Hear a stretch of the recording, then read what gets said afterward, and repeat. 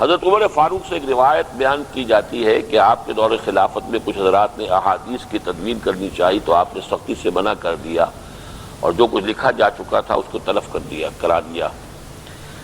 سوال یہ کہ یہ روایت کیا درست ہے؟ میں تو اس روایت کو تو جب تک کہ اس کا کیا وہ ہے صغرا کبرا میں نہیں کہہ سکتا، لیکن ایک بات اصولی اعتبار سے صحیح ہے، خود حضور نے روکا ہے۔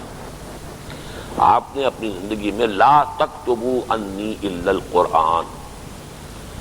میری طرف سے کوئی شے نہ لکھو سوائے قرآن کے، اور یہ میں سمجھتا ہوں کہ بہت صحیح آپ کا فرمان تھا، اس لیے کہ اس زمانے کا آپ تصور کیجئے، نہ تو یہ سارے پرنٹنگ اور پبلشنگ اور سب چیزوں کو ریکارڈ کرنے کے ذرائع موجود تھے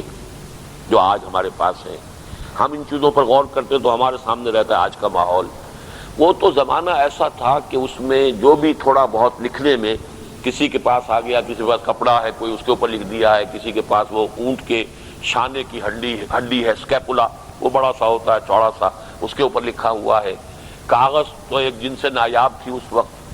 اب اس وقت یہ کہ کہیں قرآن کے ساتھ حدیثیں بھی لکھنی شروع کر دی جاتی تو گڈمڈ ہونے کا اندیشہ موجود تھا۔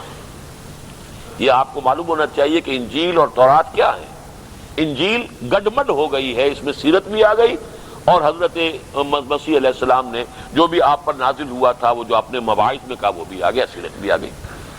قرآن مجید کو آپ نے بالکل پیور رکھنا چاہا کہ اس میں کوئی اور شے شامل نہ ہونے پائے،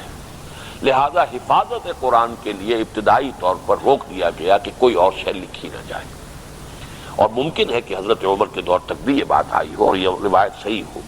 لیکن یہ کہ بہرحال اس کے بعد پھر ان کی تدوین ہوئی ہے۔ جب قرآن کی حفاظت مکمل ہو گئی حضرت عثمان کے عہد میں آ کر،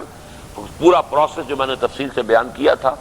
کہ اگرچہ جمع تو قرآن ہو گیا ہے حضور کے زمانے میں، لیکن وہ جمع ہوا سینوں کے اندر، حافظے میں، کتابی شکل میں جمع ہوا حضرت ابوبکر کے زمانے میں، اور پھر اس کی مختلف جو رسم الخط میں فرق پڑ رہا تھا اس کو ختم کر دیا حضرت عثمان نے رضی اللہ تعالیٰ عنہ۔